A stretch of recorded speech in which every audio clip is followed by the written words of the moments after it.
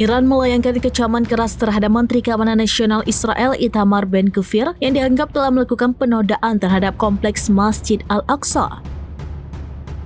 Mengutip Al Jazeera pada 8 Agustus bahwa Kementerian Luar Negeri Iran menyebut tindakan Ben-Gvir sebagai pelanggaran terbuka terhadap kesucian dan status keagamaan situs suci umat Islam di Yerusalem Timur yang diduduki. Ben-Gvir mengaku secara pribadi memimpin doa bersama para pemukim Yahudi di kompleks Al-Aqsa. Sebuah tindakan yang ia lakukan untuk pertama kalinya meskipun sebelumnya telah beberapa kali menyerbu lokasi tersebut.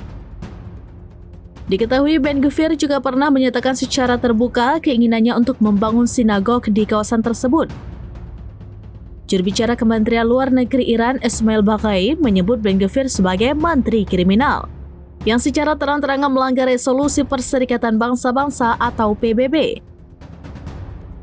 Baghai menilai langkah itu sebagai bukti jelas dari niat jahat rezim Zionis untuk terus menciptakan ketegangan dan mengobarkan krisis di wilayah Palestina yang diduduki.